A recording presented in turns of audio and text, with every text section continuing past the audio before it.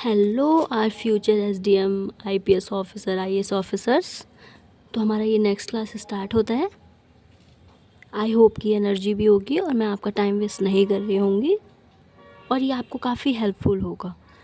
Continue solve करते रहिए, continue questions देखते रहिए। जब आप खुद न्यू क्वेश्चंस अगर जब भी सामने पड़ता है तो आप कुछ ना कुछ उसका सॉल्यूशन ज़रूर समझ पाएंगे, खुद से आंसर कर पाएंगे। तो हमारा क्वेश्चन आज जो है वो है डिज़ास्टर मैनेजमेंट से रिलेटेड, जो कि ज्योग्राफी का ही पार्ट है, जीएस पेपर 3 में आता है। क्वेश्चन है, आपदा प्रबंधन के विभिन्न प्रकारों एवं कार्यों का उल्लेख कीजिए। जैसा कि पहले आपदा प्रबंधन डिजास्टर मैनेजमेंट से रिलेटेड इतनी बातें नहीं होती थी। क्यों? क्योंकि पहले हम नेचर को इतना ज़्यादा हार्म नहीं कर रहे थे। अभी हम नेचर को इतना ज़्यादा हार्मफुली यूज़ करने लगे हैं कि नेचुरल डिजास्टर से ज़्यादा जो है वो ह्यूमन मेड डिजास्टर्स आने लगे हैं। क्वेश्चन है, आपदा प्रबंधन के विभिन्न प्रकार, मतलब कितने टाइप से जो है वो उनको कंट्रोल किया जा सकता है।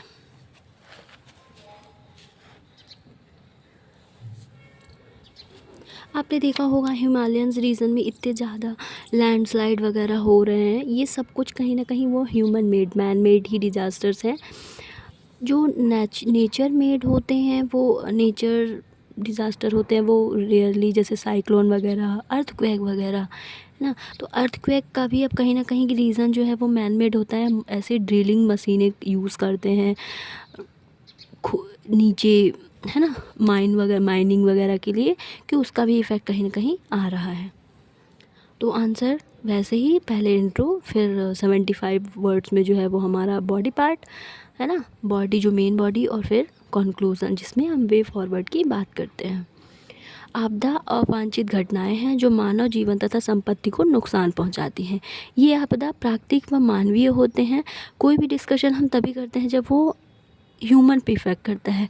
जब तक वो हमारे प्रकृति पे और जानवरों पे, एनिमल्स पे हार्म कर रहा है, हम उसकी बातें ही नहीं करते हैं।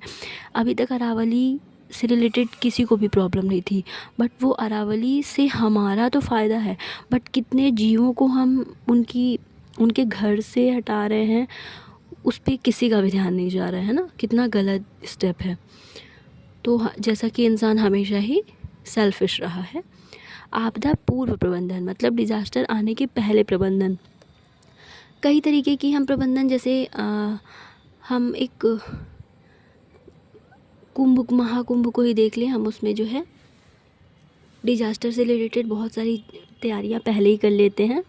तो संभावित आपदा के आने से पहले किए जाने वाले बचाव उद्देश्य, मानव हानि का कम करना। एग्जाम्पल, सूचना प्रौद्योगिकी प्रणाली से, आपदा आकलन से, चेतावनी, मीडिया, रेडियो।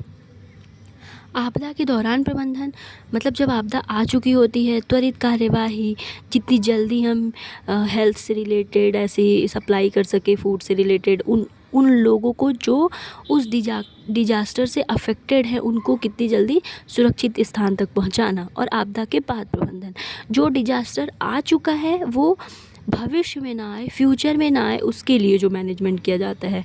आपदा के बाद पुनर्विकास और पुनर्निर्माण किया जाता है, जैसे मुआवजा जैसे कदम, जिन्हें जो हार्म हुआ है ना। तो आपदा प्रबंधन तैयारी, रोकथाम, पुनर्प्राप्ति चरण के अलावा शिक्षा और जागरूकता के माध्यम से आपदा जोखिम में कमी की आवश्यकता है। हम बात कर लेते हैं नेक्स्ट क्वेश्चन पे। आंतरिक सुरक्षा में, इंटरनल सिक्योरिटी में मीडिया तथा सोशल नेटवर्किंग की भूमिका महत्वपूर्ण है। विश्लेषण कीजिए। जैसा कि मैंने आपको बताया था कि हर सिक्के के दो पहलू होते हैं। उसके पॉजिटिव इफ़ेक्ट्स भी होंगे, निगेटिव इफ़ेक्ट भी होंगे। तो आंतरिक सुरक्षा में मीडिया और सोशल नेटवर्किंग कितना इम्पॉर्टेंट हो चुका है। जैसे पहले गाँवों में खाप पंचायत वगैरह, इन सब चीज़ों से लोग इतना ज़्यादा निगेटिव वे में इफ़ेक्ट होते थे। कहीं ना कहीं ये सब कल्चर जो लोगों तक हमारी सोशल नेटवर्किंग से, इन सब चीज़ों से पता चला, तो उन्हें हमें कंट्रोल भी किया। बट अभी सुसाइड जैसी चीज़ें, सुसाइड करने के आइडियाज़, ज़्यादा देर तक पैनिक होने को फेस ना कर पाना, गलत इन्फॉर्मेशन लोगों तक पहुंचा देना, ये सब निगेटिव इफ़ेक्ट है। तो हम बात करते हैं क्वेश्चन पे। आंतरिक सुरक्षा से आशय देश के आंतरिक मामले में या व्यक्ति की सुरक्षा से हो सकता है, जहां मीडिया तथा सोशल नेटवर्किंग एक ही स्थान पर बैठकर पूरे विश्व से जोड़ने की क्षमता रखता है। अतः इसके सकारात्मक तथा नकारात्मक भूमिका देखी जा सकती है। नकारात्मक इफ़ेक्ट डार्क ग्रीन में है, सकारात्मक इफ़ेक्ट जो है वो लाइट ग्रीन में है। इससे हम ऐसे भी पॉइंट आउट कर सकते हैं। इससे क्या है, हम कंपेयर करते हैं ना, तो बहुत सारे पॉइंट्स हम निगेटिव इफ़ेक्ट को देख के पॉजिटिव में भी कन्वर्ट कर लेते हैं और पॉजिटिव को देख के निगेटिव में। तो ये हमें हेल्पफुल होता है आंसर राइटिंग टाइम पे, जब हम एग्ज़ाम हॉल में होते हैं। नकारात्मक इफ़ेक्ट गलत सूचना, है ना, मिस इन्फॉर्मेशन पहुँचाना, साइबर आतंकवाद, गोपनीयता, हमारी जो राइट टू प्राइवेसी है वो भी गलत वे में यूज़ हो रही है। जैसे AI हो गया, चैट GPT हो गया, ऐसी हम फ़ोटोज़ वगैरह बना लेते हैं। सोशल मीडिया कितना हार्मफुल स्पेशली फॉर वुमेंस हो गया है, कैसे भी फ़ोटोज़ यूज़ हो रही हैं, वीडियोज़ लीक हो रही हैं गलत वे में, है ना। अतिवादी सामग्री, महिला सुरक्षा को बढ़ावा मिल रहा है। महिला सुरक्षा ऐसी वीडियोज़ परोसना लोगों के बीच कि उसका मेंटल इफ़ेक्ट और देन उसका रिज़ल्ट जो है हमारे बच्चियों पर। सकारात्मक इफ़ेक्ट जो है जागरूकता और तत्काल सूचना। कई तरीके से हमने सही इन्फॉर्मेशन दे के लोगों के अवेयरनेस को बढ़ावा दिया है। जवाबदेही और पारदर्शिता, पहले लोगों के पास इतनी साक्षरता नहीं थी तो वो बाकी चीज़ें नहीं कर पाते थे, लेकिन अगर आप लिटरेसी साक्षर नहीं भी हैं तो भी आपको अवेयरनेस मिल जाती है। जवाबदेही और पारदर्शिता, अकाउंटेबिलिटी डिसाइड करता है। सुरक्षा से रिलेटेड अलर्ट सूचना देता है। समस्या समाधान हेतु बेहतर मंच है। कुछ ये पॉइंट्स हैं जो आपको सही लगे, आप वो भी ऐड कर सकते हैं।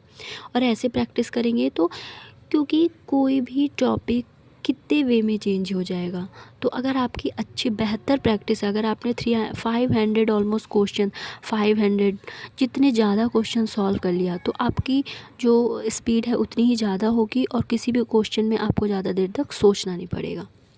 तो इसका कंक्लूज़न है, यदि डिजिटल साक्षरता को बढ़ावा दिया गया, उचित प्रयोग सुनिश्चित किया जाए, नागरिक सुरक्षा को प्राथमिकता दी जाए, स्वतंत्रता को सुरक्षा के साथ सुनिश्चित किया जाए, तो बेहतर उपयोग भी किया जा सकेगा।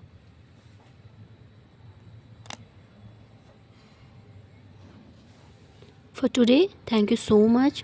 प्लीज़ जो भी आपको और भी हेल्प चाहिए या इम्प्रूवमेंट चाहिए या किसी सब्जेक्ट से रिलेटेड नोट्स क्लासेस चाहिए, उसके लिए आप कमेंट कर सकते हैं।